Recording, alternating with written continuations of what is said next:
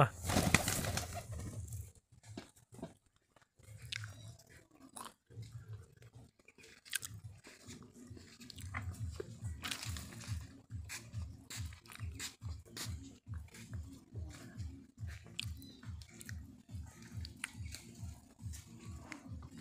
আসসালামু আলাইকুম।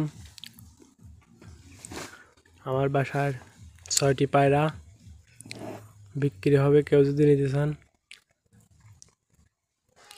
তাহলে ফোন নম্বরে যোগাযোগ করবেন।